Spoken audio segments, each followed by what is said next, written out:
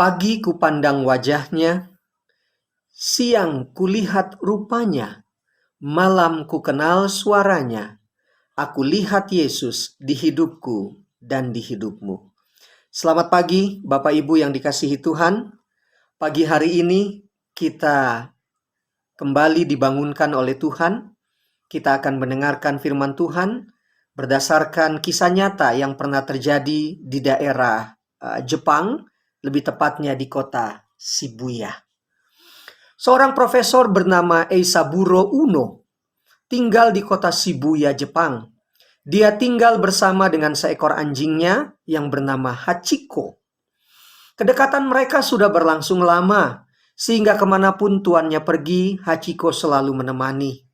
Setiap pagi, Profesor Uno berangkat ke stasiun kereta api, dan Hachiko menunggu di sana sampai sore hari tiba, ketika profesor ini pulang dari mengajar. Selama 18 tahun kegiatan ini berlangsung, dan satu pagi, profesor berangkat untuk mengajar di kampusnya. Hachiko seperti biasa menemani sampai di stasiun.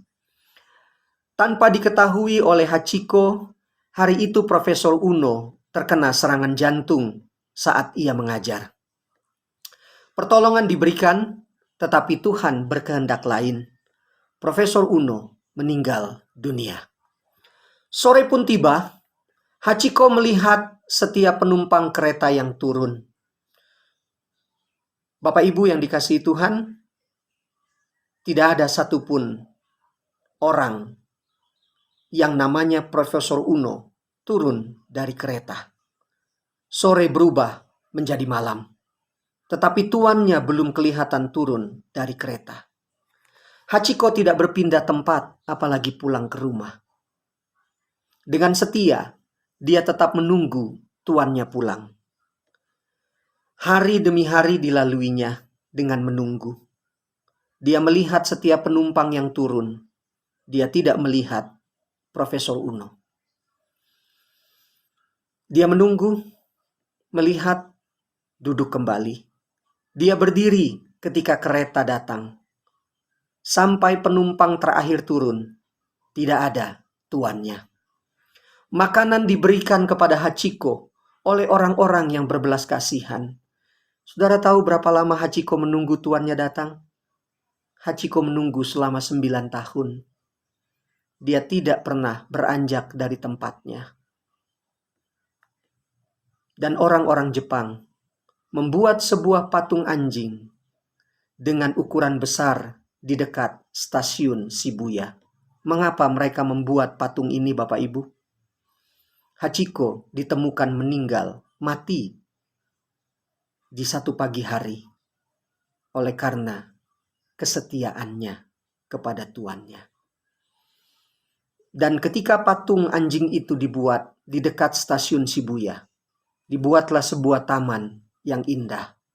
Dan taman itu jadikan tempat yang memberikan inspirasi agar manusia tetap memegang kesetiaan di antara sesama mereka.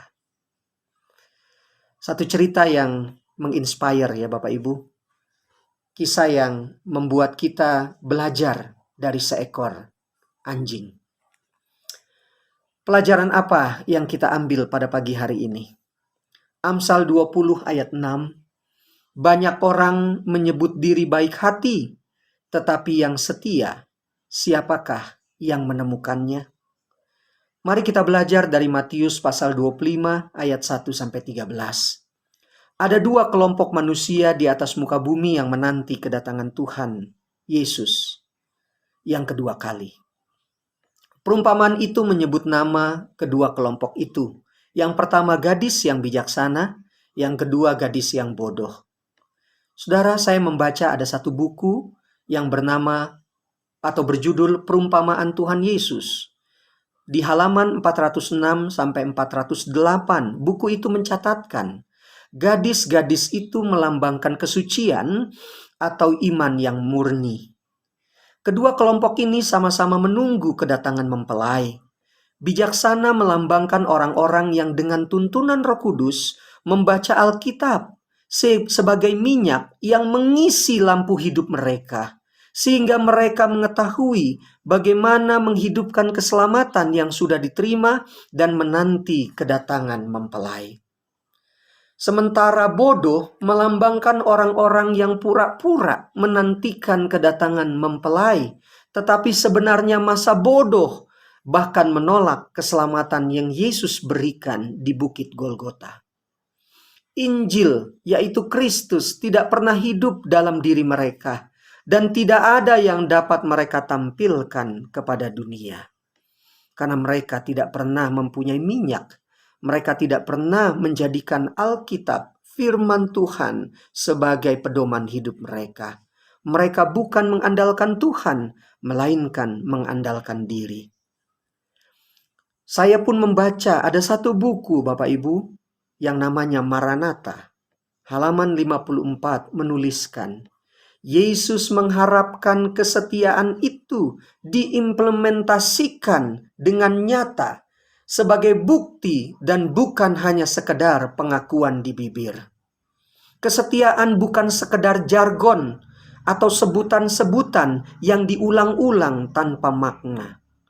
Hidup ini harus menjadi terang dan orang dunia harus jelas melihat karena minyak kita adalah Alkitab. Itu sudah menjadi darah daging dalam hidup kita. Kita harus menjadi pelaku firman dan bukan hanya sekedar retorika saja. Bapak Ibu, setialah kepada Tuhan, nyatakan kesetiaan itu dengan perilaku yang nyata. Selamat pagi, Tuhan memberkati.